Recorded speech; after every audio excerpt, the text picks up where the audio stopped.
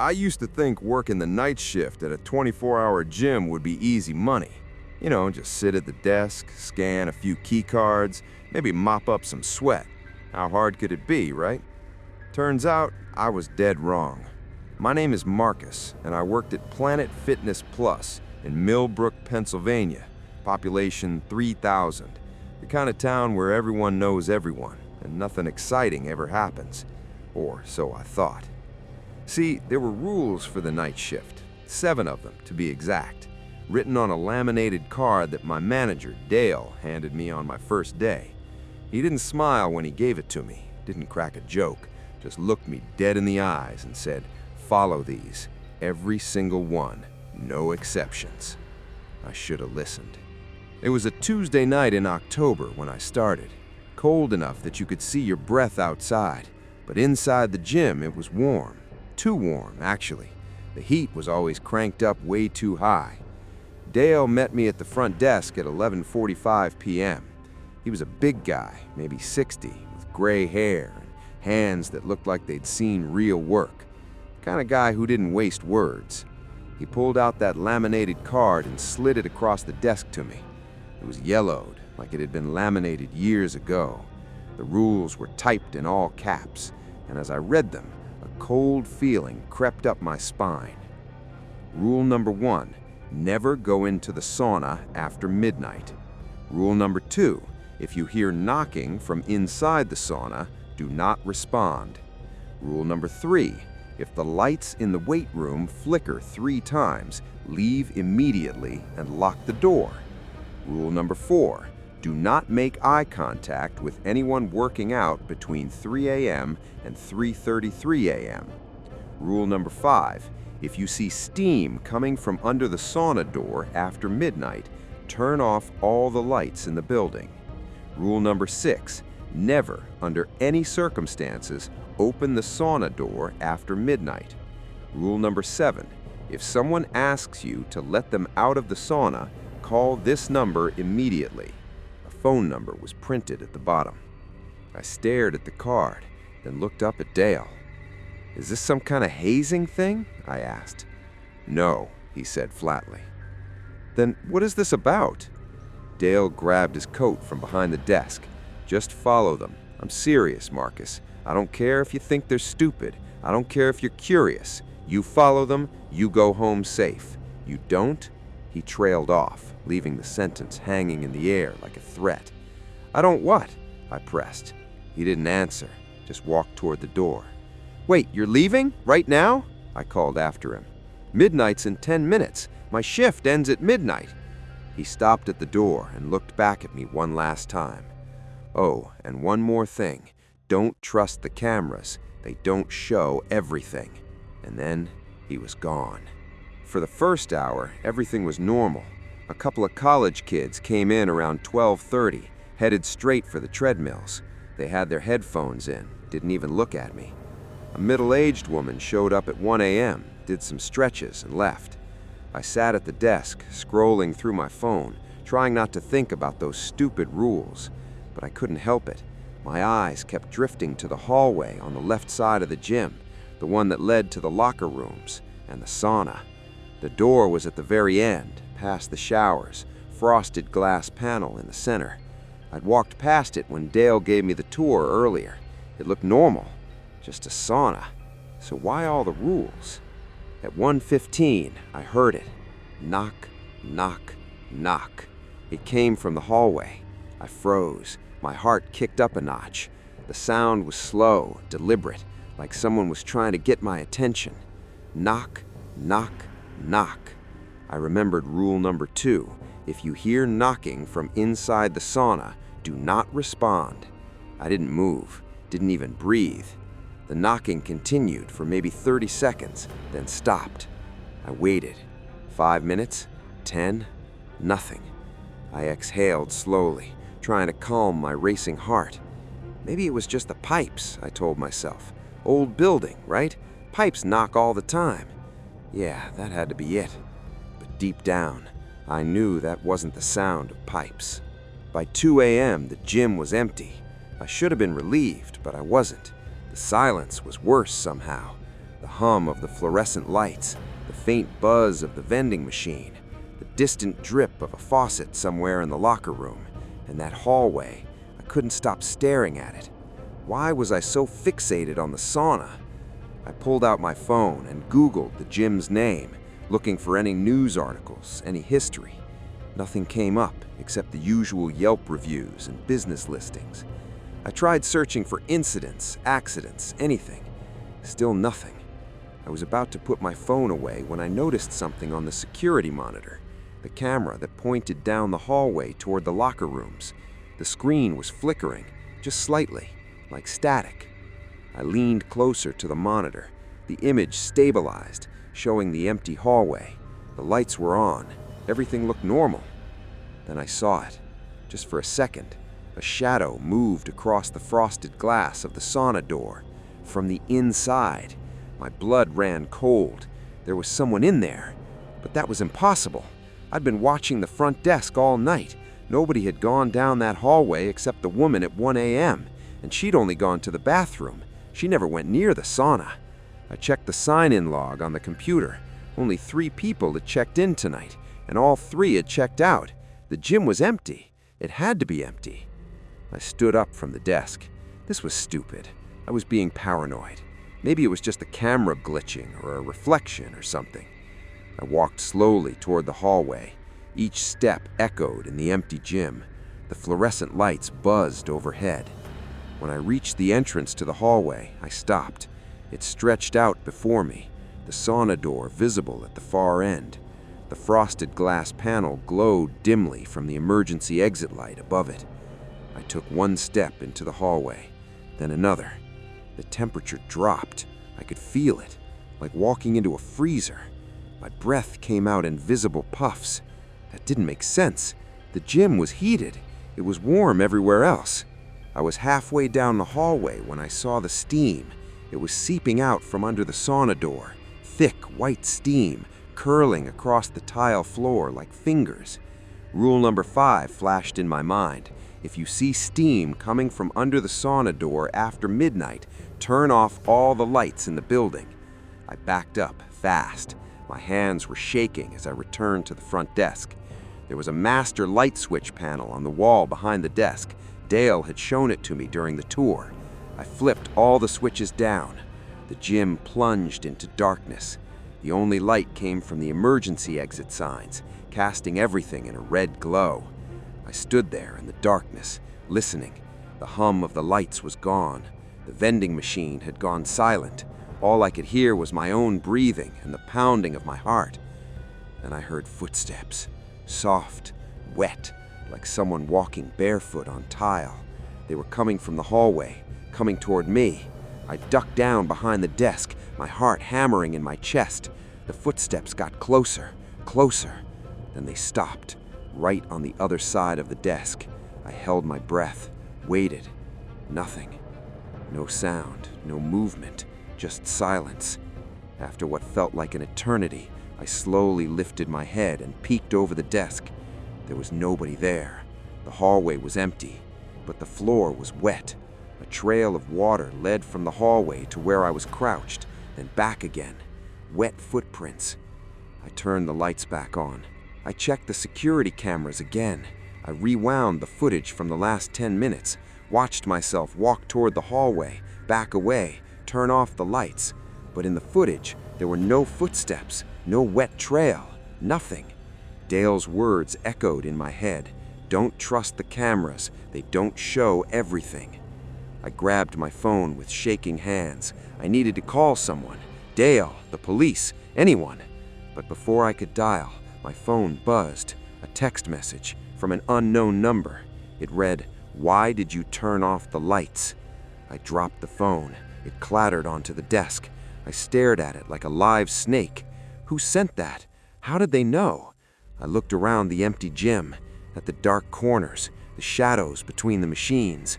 Was someone watching me? At 2:45 a.m., the lights in the weight room started to flicker. Once, twice, 3 times. Rule number 3, if the lights in the weight room flicker 3 times, leave immediately and lock the door. I didn't hesitate. I jumped up, ran to the weight room and slammed the door shut. My hands fumbled with the lock. There was a deadbolt on the outside. I thought that was weird when Dale showed me. Who locks a weight room from the outside? Now I understood. I turned the bolt. The heavy thunk of metal sliding into place was the most reassuring sound I'd ever heard. I backed away from the door. Through the small window, I could see the weight room. The lights had stopped flickering. Everything was still. Then I saw movement. Something was moving between the machines. Something tall, too tall. It moved with an unnatural gait, jerky and wrong, like its joints bent in places they shouldn't. I couldn't see it clearly through the small window, just glimpses, a long arm, a pale hand, and then it turned toward the door, toward me. I saw its face, or where its face should have been. The features were blurred, like looking at someone through steamed glass. But the eyes were clear, black, empty, staring right at me. I stumbled backward, nearly fell. When I looked again, it was gone. The weight room was empty. I stood there, breathing hard, staring at that locked door. The clock on the wall read 2:58 a.m., almost 3. Rule number 4 echoed in my mind. Do not make eye contact with anyone working out between 3 a.m. and 3:33 a.m. I went back to the front desk, sat down, tried to calm myself. My shift ended at 6 a.m. Just 3 more hours. I could do this. Just stay at the desk, follow the rules, don't look at anyone, don't go near the sauna. At exactly 3 a.m., the front door opened. I heard the electronic chime. Someone had come in. I kept my eyes on the desk, on the computer screen, anywhere but at whoever had just entered. I heard footsteps, slow, steady, walking past the desk, heading toward the treadmills. I didn't look up, couldn't look up. The footsteps stopped. I could feel them standing there, watching me. Every instinct screamed at me to look, to see who it was. But I remembered the rule. Do not make eye contact. "Excuse me," a voice said. It was soft, almost whispering. "I need help with something." I kept my eyes down. "Sorry, I'm busy right now," I said, my voice shaking. "Just look at me," the voice said. "I just need you to look at me for a second." "I can't, I'm sorry." There was a long pause. Then the voice changed. It became deeper, angry. "Look at me." "No." I heard movement. The person was walking around the desk, coming toward me. I squeezed my eyes shut, heard them get closer, felt their presence right next to me. Cold, so cold. "Look at me," they whispered directly into my ear. I didn't. I kept my eyes shut tight.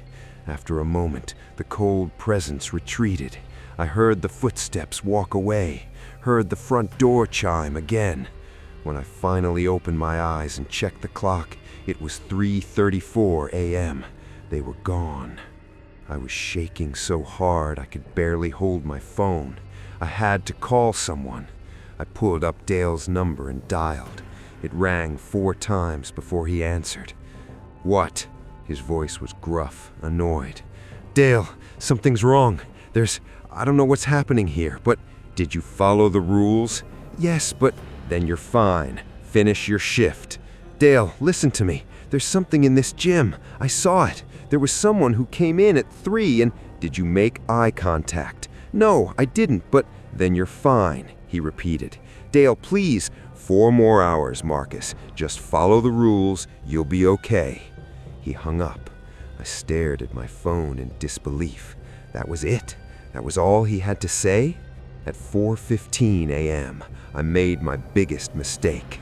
I was exhausted, terrified. My mind was racing.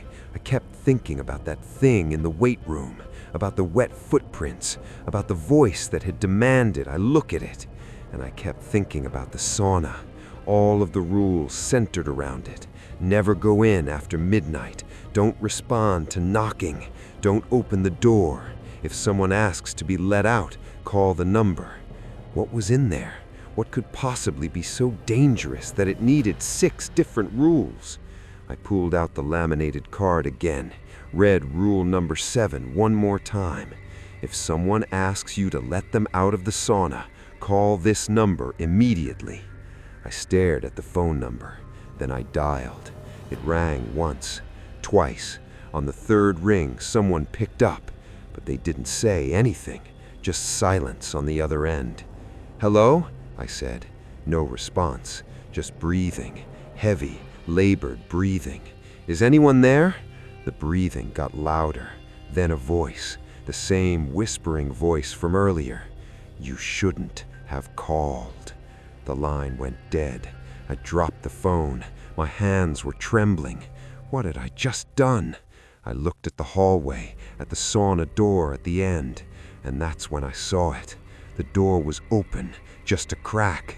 I could see steam pouring out, filling the hallway. But I hadn't opened it. Nobody had gone down there. It had been closed. I was sure of it. Rule number 6, never, under any circumstances, open the sauna door after midnight. But it was open, and something was coming out. I watched in horror as a figure emerged from the steam. Tall, impossibly tall. It had to duck to fit through the doorway. Its body was pale, slick with moisture, like it had been submerged in water for days. The same blurred face, the same black eyes, but this one was different, more solid, more real. It stood in the hallway for a moment, steam swirling around it. Then it started walking toward me, slowly, each wet footstep echoing through the empty gym. I couldn't move, couldn't think. It was coming for me. I'd broken the rules, called the number, and now it was coming. When it was about 10 feet from the desk, it stopped, tilted its head, studying me. Then it spoke. "You work here now." Its voice sounded like water gurgling up from a drain. "What do you want?" I managed to whisper. "The same thing I've always wanted. To leave." "Then leave. The door's right there." It made a sound that might have been a laugh, wet, choking. "I can't leave, not unless someone takes my place." My blood turned to ice. What? Every night shift worker, every single one, they all figure it out eventually. The curious ones, the ones who break the rules. It took a step closer. "You did. The sauna," it said. "It's not just a sauna. It's a door, a threshold between here and somewhere else, somewhere cold, somewhere wet, somewhere that hungers." It moved closer. I could smell it now. Chlorine and rot. I went in after midnight just to see, just to know why the rules existed. And I found out. Oh, I found out. Its blurred face seemed to sharpen for just a moment, and I saw the terror in its eyes, the realization of what it had become. It took me, pulled me down into the water that doesn't end, and I've been here ever since, trapped, watching through the glass, waiting for someone curious enough, someone stupid enough to set me free. "I didn't open the door," I said desperately. "I followed the rules." "But you called the number," it whispered. "You wanted answers, and now you have them." It reached out with one pale hand. "You opened the door, maybe not with your hands, but with your curiosity, your need to know. That's all it takes." I ran, didn't think, just bolted for the front door. But when I got there, it wouldn't open. The electronic lock was engaged. I slammed my keycard against the reader. Nothing. I was trapped. I turned around. The thing was standing in the middle of the gym now, watching me. "There's no leaving," it said. "Not until 6 a.m. Those are the rules. You have to finish your shift." I looked at the clock. 5:12 a.m. 48 minutes. I just had to survive 48 more minutes. I ran to the bathroom, locked myself in a stall, sat on the toilet with my feet pulled up, trying to quiet my breathing. I could hear it outside, walking through the gym, searching. The wet footsteps grew closer. They stopped outside the bathroom door. "Marcus," it called, "you can't hide from what's coming." I didn't respond, didn't move. "You'll be like me soon, trapped in the steam, in the water, watching the next night shift worker, waiting for them to break the rules. It's a cycle. It never ends." The doorknob rattled. "Let me show you." The bathroom door exploded inward.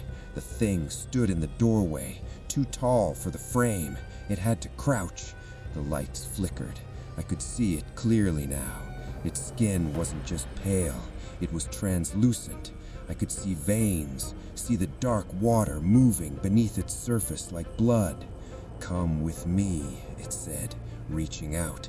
"Come see the sauna. Come see what's waiting." "No!" I screamed. I grabbed the plunger from beside the toilet and swung it. It passed right through the thing's arm like it was made of mist. The creature laughed, that wet, gurgling laugh. "You can't hurt what's already drowned." It grabbed my wrist. Its hand was freezing, wet, like being grabbed by something from the bottom of a lake. It started pulling me toward the door, toward the hallway, toward the sauna. I fought, kicked, screamed, but it was too strong. It dragged me across the tile floor, my shoes squeaking against the wet trail it left behind. We were in the hallway now. I could see the sauna door ahead, wide open, steam pouring out, and inside, oh God, inside the sauna I could see water, deep, black water that shouldn't exist, water that seemed to go down forever. "Look," the thing whispered, "look at what's waiting for you." I looked, and in the dark water I saw faces, dozens of them, pale, bloated, all staring up at me with those same black, empty eyes. "Previous night shift workers," it explained.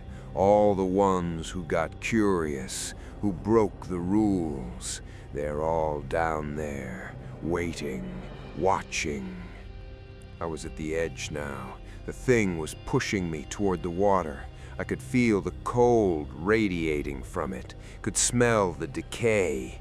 This was it. This was how it ended. But then I heard something. A chime. The front door. The electronic lock disengaging. 6 a.m., a voice called out. Dale. He was here for the morning shift. The thing froze. Its grip loosened. "No," it hissed. "Not yet. Not fair." "Let him go." Dale's voice was firm, commanding. He appeared at the end of the hallway, holding something in his hand, the laminated card. "The shift is over. You know the rules." The thing turned its blurred face toward Dale. For a moment, I thought it would attack him, but then it released me. I collapsed to the floor, gasping. "This isn't over," the thing said to me. "You called the number. You opened the door. The connection is made." It stepped backward into the sauna, into the dark water. "I'll be waiting. Every night shift, every time you work here, I'll be waiting for you to slip up, to break one more rule. And when you do," it smiled. I could see its teeth now, too many teeth.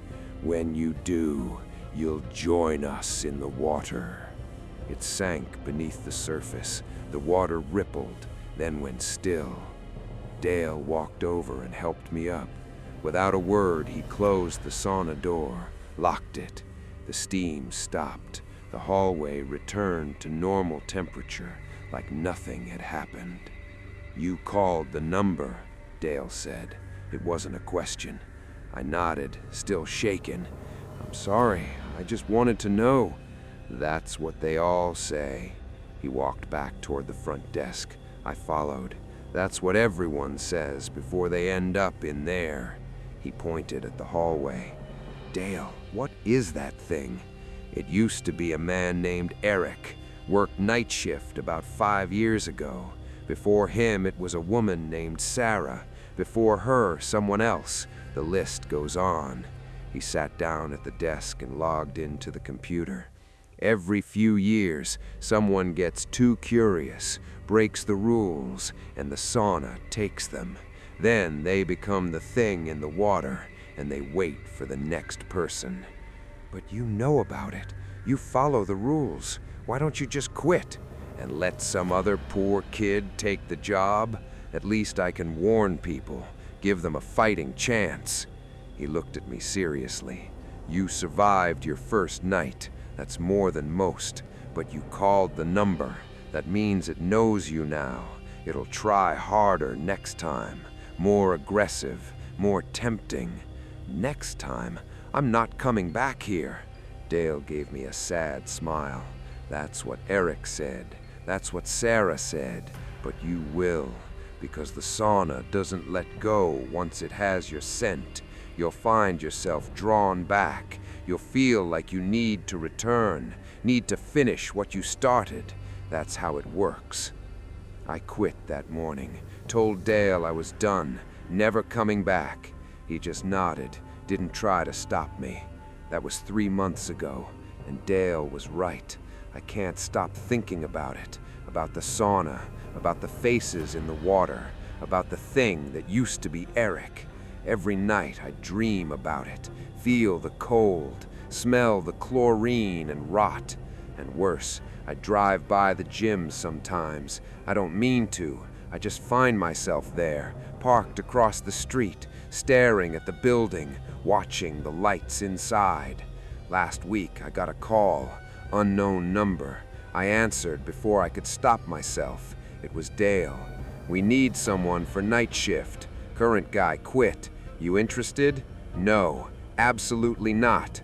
"Okay, just thought I'd ask. You know where to find us if you change your mind." I hung up, sat in my car, told myself I'd never go back. But here's the thing. I'm parked outside the gym right now. It's 11:45 p.m. I have the laminated card in my hand. I don't know how I got it. It just appeared in my mailbox yesterday. And I can see the hallway through the front windows, can see that frosted glass at the end, the sauna door, and I swear to God, I can see a figure standing behind the glass, watching, waiting. My hand is on the door handle. I'm going to get out, going to walk inside, going to sign in for the night shift, because Dale was right.